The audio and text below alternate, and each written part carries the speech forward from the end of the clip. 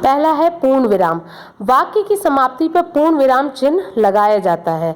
जैसे राम पुस्तक पढ़ता है, आप पूर्ण विराम का चिन्ह देख लो, एक खड़ी पाई की जैसी होती है, जैसे आप आई बनाते हो वैसे लाइन जैसा खींचा रहता है।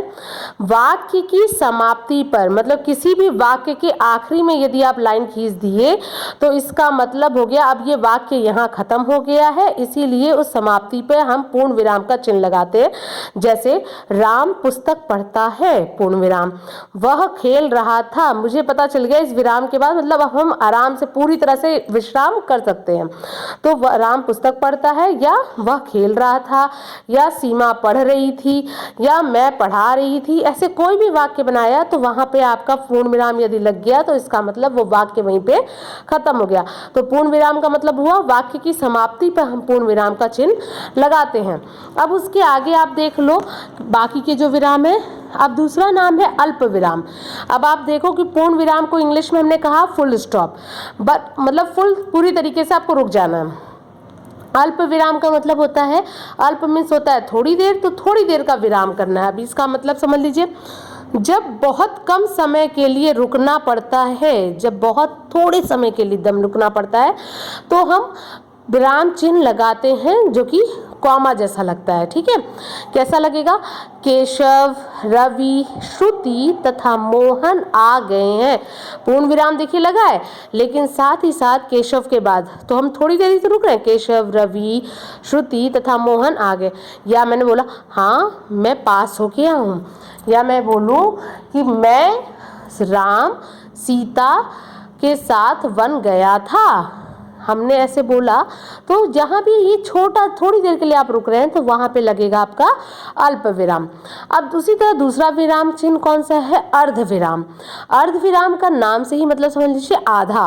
आधा मतलब, अर्ध का मतलब आपको आधा विराम लेना है, थोड़ा सा लेना है, लेकिन समझिएगा कैसे। इसको इंग्लिश में कहते हैं सेमी कॉलन। जहां अल्प विराम से अधिक और पूर्ण विराम से कम रुकना पड़े वहां अर्ध विराम चिन्ह लगाया जाता है। पहले तो ये देख लो अर्ध विराम चिन्ह कैसा होता है। अल्प विराम में सिर्फ आपने एक कॉमा लगाया था, लेकिन अर्ध विराम में आपको डॉट और उसके साथ एक कॉमा लगेगा। ठीक है, अब उसको कैसे देखोगे? जहां अल्प विराम से अधिक मतलब इस कॉमा से अधिक रुकना पड़ता है और पूर्ण विराम से कम रुकना पड़ता है, दोनों में समझ लीजिए। अल्प विराम से अधिक रुकना पड़ता है और पूर्ण विराम से कम रुकना पड़े तो वहां हम लगाते हैं अर्ध विराम चिन्ह। जैसे अभी आप वाक्य से समझेंगे, वर्षा ने तबाही मचाई, मकान ढह गए, खेत डूब गया।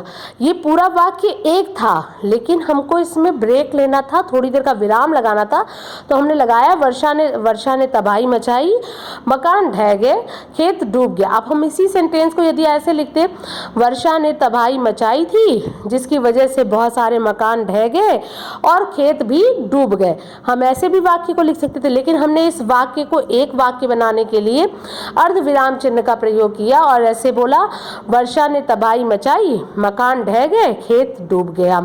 जैसे मुझे बाजार से जूते और मोजे, पुस्तकें और कॉपियां खरीदनी, क्योंकि जूते और मोजे पेयर है, पुस्तकें और कॉपियां पेयर है, तो इसीलिए हमने उसको ऐसे बोला कि मुझे बाजार से जूते और मोजे, पुस्तकें और कॉपियां या और भी कुछ खरीदनी है। ये आपका अर्ध विराम चिन्ह जो आप प्रयोग कर रहे हो, इसको बहुत समझ के प्रयोग करना, बस इतना, इसमें ज़्यादा दिक्कत नहीं है, बस इतना पता होना चाहिए कि जहां आपको थोड़ा ज़्यादा देर के लिए रुकना है पर पूर्ण विराम से कम रुकना है, तो वहां आप अर्ध विराम चिन्ह का प्रयोग करेंगे। ठीक है।